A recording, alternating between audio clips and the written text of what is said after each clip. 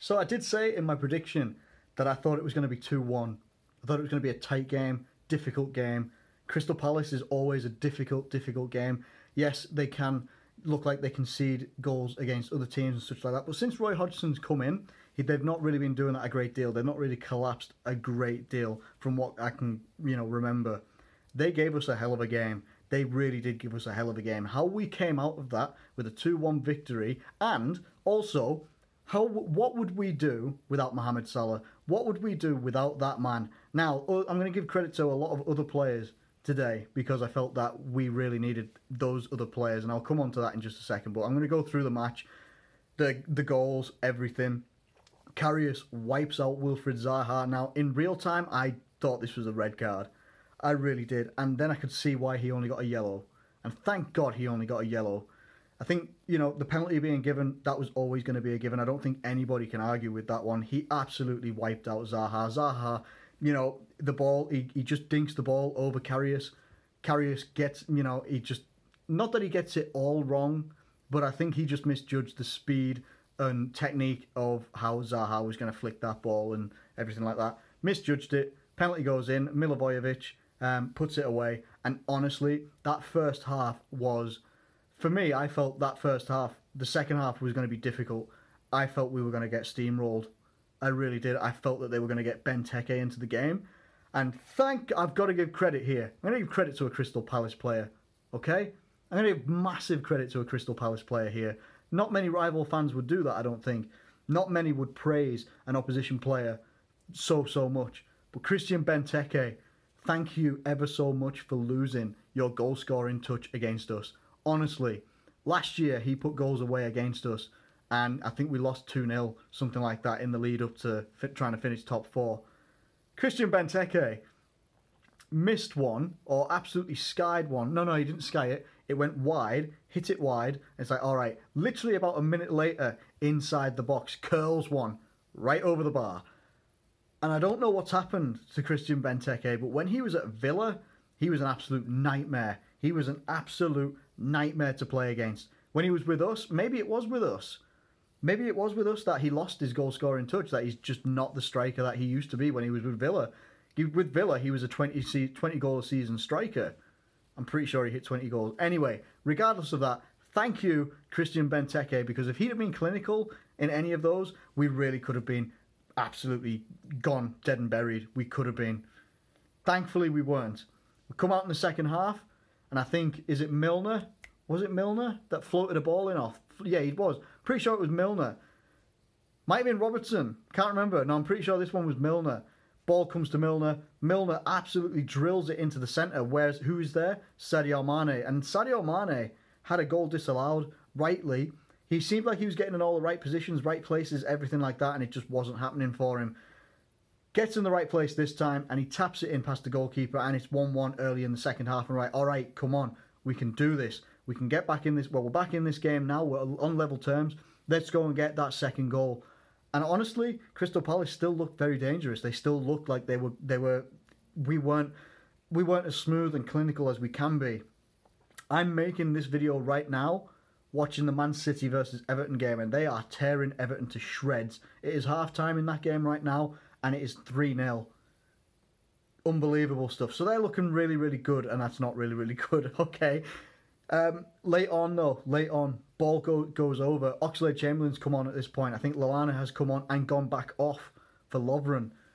Looks like Lallana's going to be out for quite a while. He left Selhurst Park on crutches, is what we're hearing. Not good. Not good, because he was looking like we were someone that we were going to need for the run-in. He's not going to be there, I don't think. But anyway, and with Joe Gomez's injury as well, that's not good either. Oxlade-Chamberlain absolutely floats a ball into the box, and I'm thinking, well, who's that going to? Andrew Robertson. First touch is a pass. And this is a ball that is coming high, and it is coming with a bit of pace. One touch pass into the path of Mohamed Salah, takes it with his left, but he shifts it past the defender. Defender's on the floor, right foot, right boot, past the goalkeeper. It's 2-1. Mohamed Salah doing absolute bits for us. But those players that probably don't get enough credit for Liverpool, Andrew Robertson, he's getting loads of credit right now, obviously, but he is doing so well. Someone who was only an £8 million signing, so a signing that nobody, I don't think, can say that they were excited about Andrew Robertson unless they've been watching Hull religiously and the work that he did. And I'm one of them. I'm not one of those that I wasn't watching Hull. I wasn't seeing his performances week in, week out. I wasn't entirely... can't even get my words out. I wasn't entirely excited by Andrew Robertson's signing.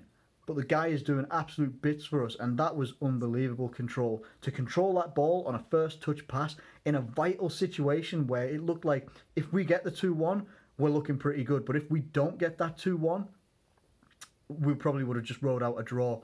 That could have happened, but we got the 2-1 victory. Sadio Mané goals, Mohamed Salah goal, Milivojevic for Crystal Palace. Now, what does this mean for Liverpool? It's another 3 points. Now, obviously, since then, Man United have beaten Swansea 2-0, I think it was. I think it was Lukaku and Sanchez got goals for them. Look, honestly, like it's an unbelievable performance. Something that we really needed. We showed fight. We showed that we can grit down, bite down. I was going to say like a fighting reference here. Bite down on the mouthpiece and just go and keep going. Try and eliminate the mistakes that we were making in the first half, because that first half was one of the worst first halves that I've seen us have in quite a while. And it would have been quite a tradition after the international break for us and an early kick-off in the day for us to go and lose that game. But we didn't. We did not do it. We're now 5 points clear of Tottenham. Again, like I said in the previous video, in my preview video, we are 2 games currently ahead of Tottenham. We're 2 games ahead of Tottenham right now. Tottenham and Chelsea have got to play each other, and I think they play tomorrow. Might be wrong on that one because I haven't actually looked. So they've got 2 games on us. So if they win both their games, they will go above us by 1 point. But still, we put ourselves in a very good situation right now where we've got 6 games left. We've got 6 games left of this season, and I know we've got Champions League coming up as well, but let's focus on this match that we've just had right now. I'll do all the build-up and stuff like that for Champions League and in another couple of days. This is a vital victory. Vital. It shows that we have the fight. I don't like saying Brendan Rodgers sort of words. We have the fight. We showed massive character to come out of that game. Even when he made changes, tactical changes, to bring in someone like Lallana, and he has to take him straight off.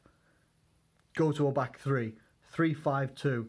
Put Salah up front with Firmino because he'd taken off Mané. And it worked. It worked. We changed the system and it worked. We still managed to get it to work, and I'm very proud of that performance. Even though that first half was awful, we brought it back in the second half. We won the game, and that is the main thing right now. Now we're going to look ahead to the Champions League and such like that, but how are you feeling about this result? It's a positive result, but the performance left a lot to be desired, and there is a lot of improvements to be done, and that has to be done up against the Champions League. And I'm looking at Man City right now, and they look like they haven't missed a beat. What are your thoughts ahead of that game? What are your thoughts on the Crystal Palace game right now? I'm buzzing, and I'm happy that we got the victory, and we've just got to move on now. Move on, move forward, and let's just keep going. Thank you all so much for watching this video. Hit that like button, subscribe if you're new around here, and I will catch you later.